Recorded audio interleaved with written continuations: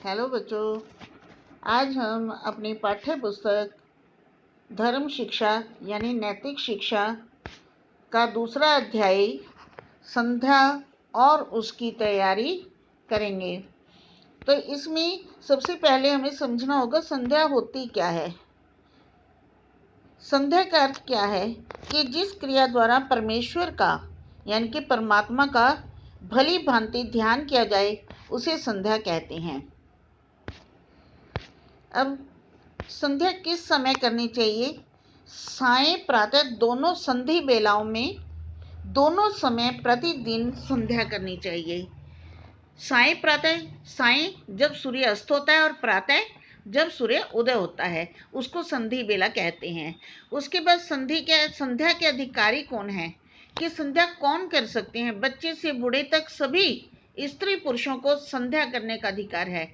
संध्या करना सब मनुष्यों का कर्तव्य है। आगे है संध्या के क्या लाभ हैं। संध्या करने से हमें क्या लाभ प्राप्त होते हैं? संध्या से हमें सुख शांति की प्राप्ति होती है, धर्म अर्थ काम और मोक्ष की सिद्धि प्राप्त होती है, स्वास्थ्य आयु और यश की वृद्धि होती है। वृद्धि मतलब बढ़ना, बुद्धि का विकास होता है यानी कि हमारी बुद्धि तेज होती है। उसके बाद है संध्या के वस्त्र कैसे होने चाहिए कि जब हम संध्या करते हैं उस समय कैसे वस्त्र धारण करने चाहिए। संध्या के करते समय हमें हमारे जो वस्त्र हैं स्वच्छ साफ मतलब पवित्र, स्वच्छ, सादे, सिंपल, ऋतु के अनुकूल यानी कि मौसम के अनुकूल सफेद वस्त्रों की परंपरा अधिक है अथवा इच्छा अनुसार कोई भी वेशभूषा पहन सकते हैं कि हो सके तो सफेद वस्त्र पहने, नहीं तो फिर अपनी इच्छा अनुसार कोई भी वस्त्र पहन सकते हैं आप।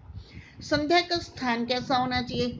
संध्या का स्थान भी शुद्ध होना चाहिए, पवित्र होना चाहिए, शांत, शांत मतलब जहाँ शोर शराबा ना हो, एकांत, जहाँ कोई आता जाता ना हो, ज़्यादा डिस्टरबेंस ना हो, ऐसा स्थान होना चाहिए जहाँ मन आसानी से एकाग्र मतलब मन आसानी से प्रभु के ध्यान में लग सके।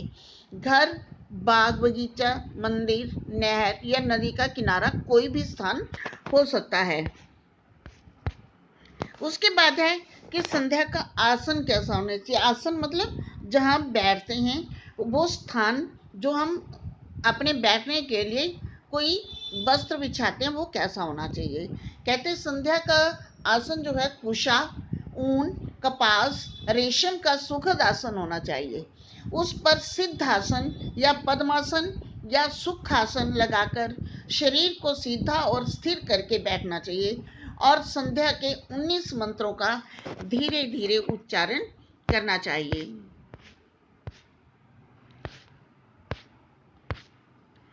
उसके बाद है कि संध्या में मुख दिशा, हमें अपना जो मुख है वो किस ओर करना चाहिए कि जब हम संध्या करने बैठते हैं तो हमारा जो मुंह है वो किस दिशा में होना चाहिए।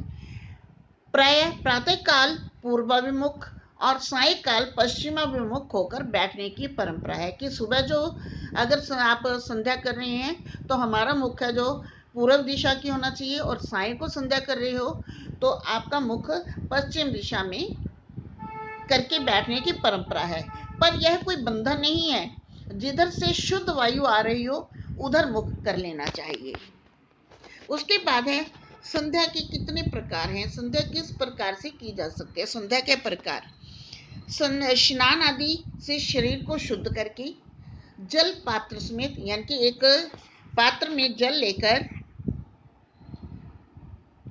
संध्या के लिए बैठना चाहिए।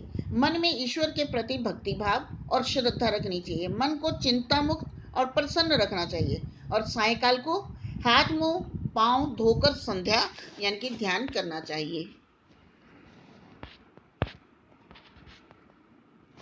हाँ जी, तो आपका लेसन यही समाप्त होता है। मैं पीडीएफ भेज रही हूँ क्वेश्चन आंसर की, तो आप क्वेश्चन आंसर इसकी याद करेंगे और इस लेसन को पढ़ेंगे। धन्यवाद।